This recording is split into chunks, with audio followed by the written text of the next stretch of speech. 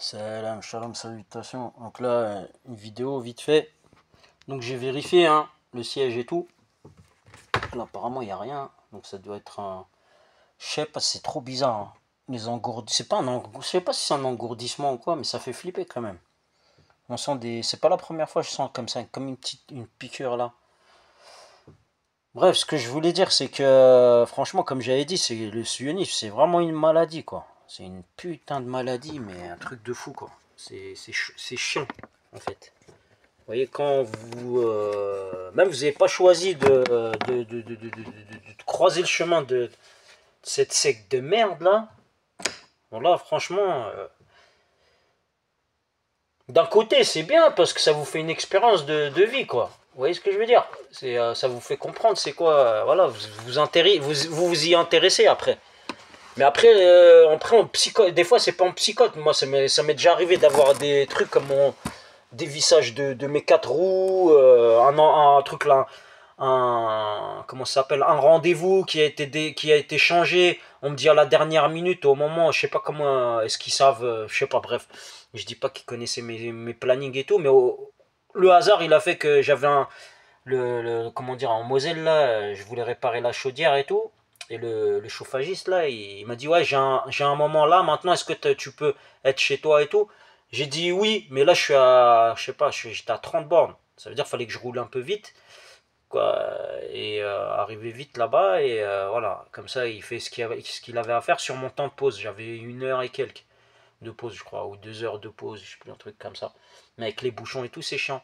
Donc on m'avait dévissé les roues, je l'avais fait, c'est la vidéo, je vais pas répéter, et bah ça m'a pressé quoi. Et quand je commence à rouler, bah je commence à doubler des véhicules, et c'est des voies double sens sans terre-plein central. Ça veut dire qu'il y a des voitures qui viennent en face et tout.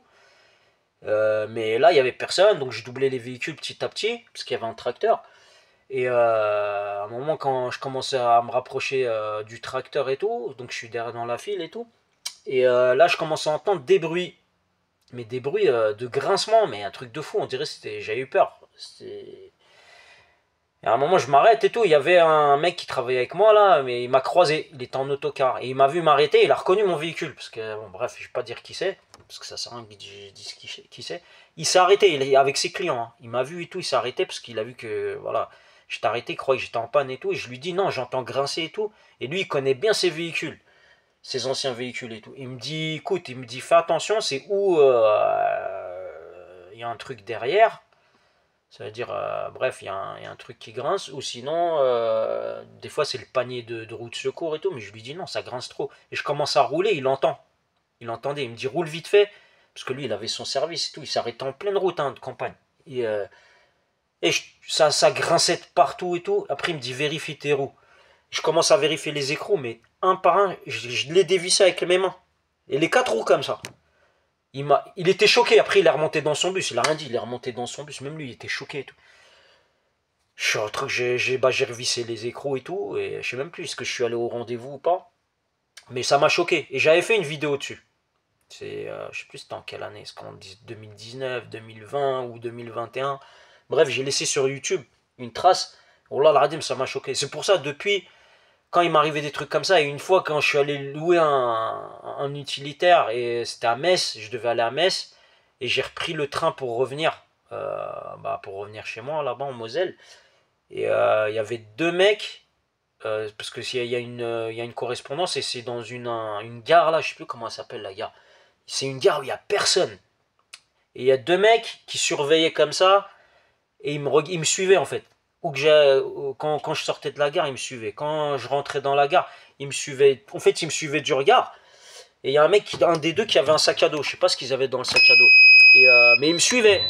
Et quand il y avait une personne qui rentrait et qui allait prendre le train, bah en fait, ils regardaient où allait la personne qui allait prendre le train, mais après, ils revenaient vite fait me suivre moi. Et moi j'attendais un bus, ça veut dire que la correspondance en fait il n'y avait pas de train, et il y a des moyens de substitution, ça veut dire des lignes SNCF remplacées par des cars.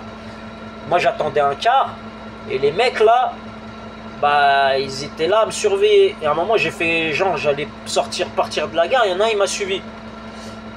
Donc je pense pas que ce soit, en plus c'est des mecs bizarres là, vous voyez le genre là. Et Il y en a un, il l'engrainait, je le voyais. Après, à un moment, je commençais à regarder ce qu'il faisait, quoi. Parce que je me dis, ils sont bizarres ceux-là, pourquoi ils me surveillent? Qu'est-ce ils viennent me surveiller, à regarder ce que je fais, où je vais.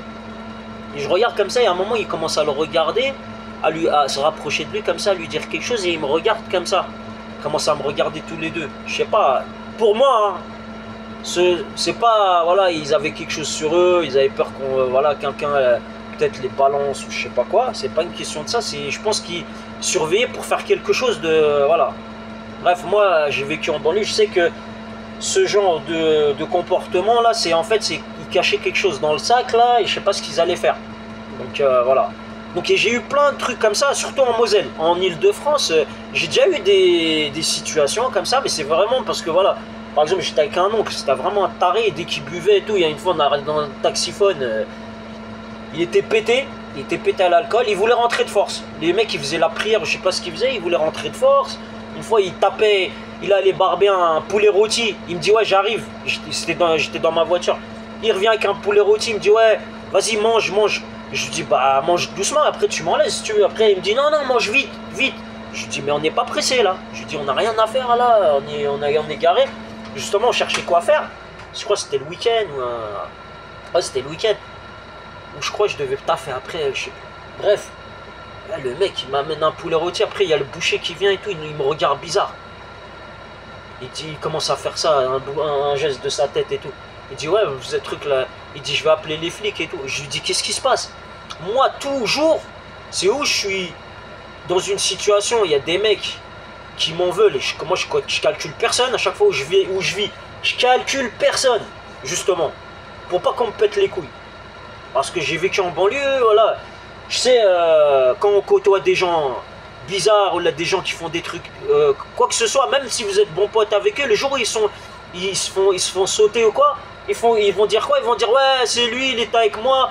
Ils vont commencer à faire des probabilités et tout. Et là, ceux qui prennent des substances et tout. Alors là, ils psychotent, ils commencent à chercher un bouc émissaire. Alors quand ils trouvent pas, bah voilà. Hein.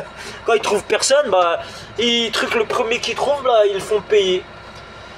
Voilà, donc ce que je veux dire c'est que voilà, moi, le sionisme c'est un truc de fou, c'est pas comme les quartiers là, des mecs bizarres, la haja, c'est pire.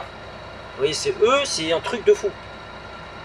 Voilà, donc c'est pour ça là, j'ai fait ces vidéos là, je vais les laisser, hein, parce que c'est vrai que là, le fait de changer de bus et tout, de toute façon, moi ça, je sens, c'est pas fait correctement, parce que normalement quand on change de bus, normalement ils m'appellent, parce que voilà, on s'appelle entre nous dans le boulot et tout.